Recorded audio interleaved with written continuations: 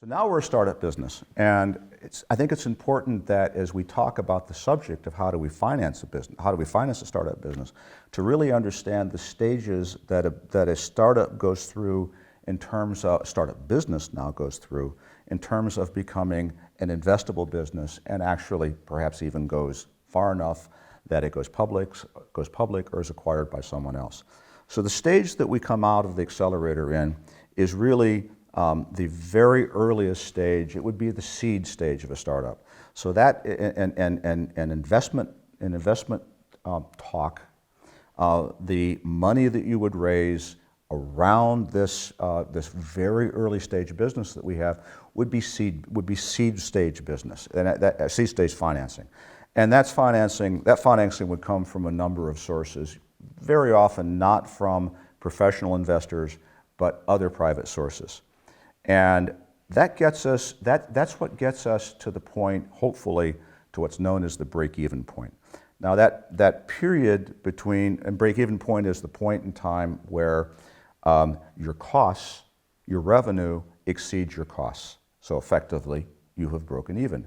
During the time prior to that break-even phase, you're in an investment, you're in a pure investment phase. Your costs are exceeding your revenues. In other words, you're investing in the startup.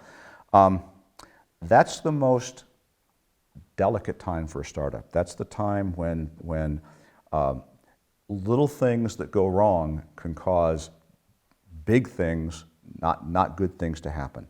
So in that area, that's often called in investment vernacular, that's often called the valley of death.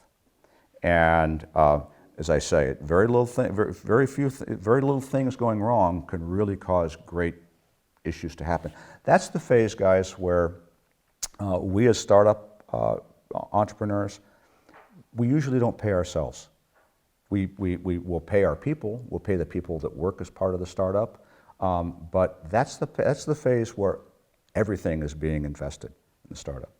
Once we hit the break-even phase, that break-even point is the point where we're ready for our first round of professional money. Professional money, when I say professional money, this is money that would come from venture capitalists or other professional funds.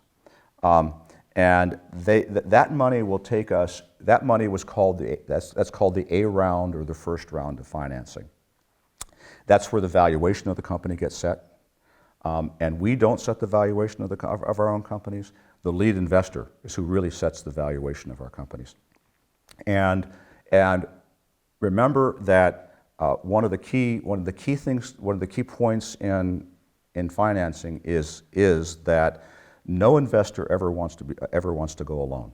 Investors like to have, so an A round investor will have a lead investor, but there'll be other investors that come along with them. Why?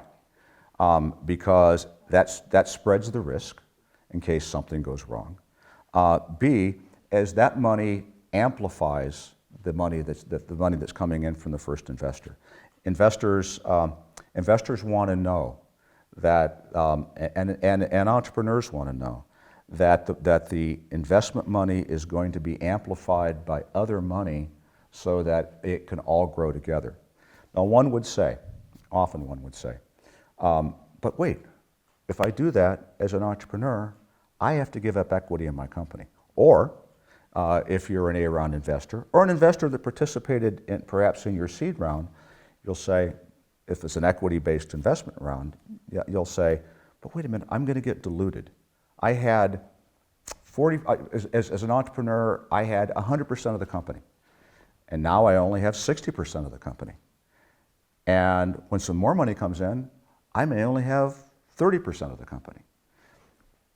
Don't fall into the trap that many first-time entrepreneurs do, which is that I want to keep it all for myself.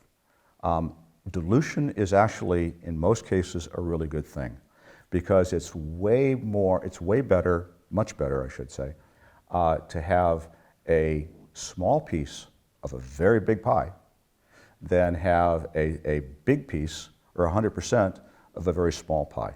And professional investors understand that, and experienced entrepreneurs understand that.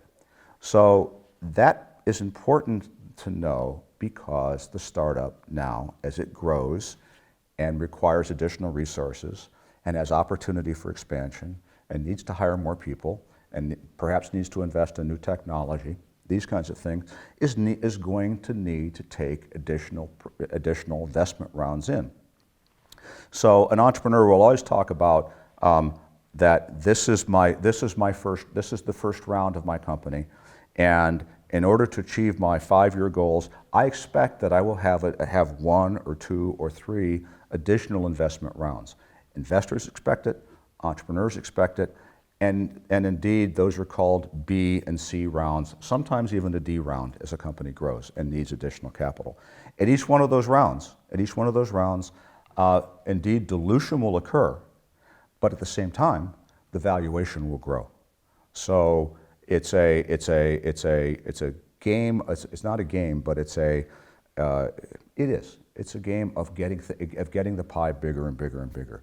We eventually reach the point where after that D round, if an exit hasn't occurred, if someone hasn't come and said, "Hey, I want to buy your company," and because you're doing so well, you'll reach the pinnacle round. The pinnacle round is known as the mezzanine round. And the mezzanine round is the round that is done just prior to the company going through an initial public offering. And mezzanine round is usually led by an investment bank. It's setting a valuation. It's preparing the company for that ultimate, one of the ultimate exits, and that is to enter the public markets, bring public capital into the company for growth. It's at an initial public offering, of course, that we as entrepreneurs get the big reward for all the sacrifices we made to get our company through the valley of death and to go through all the pains, because raising money at any stage it's hard. It really is hard. You have to kiss a lot of frogs before you find the right prince. And growing a company, building a company is hard. But that's where the reward comes from for us, is at the initial public offering or at the acquisition of our company by another company who finds us as strategic and wants to combine us so that we can, again, grow our business and continue to bring even more impact into the world.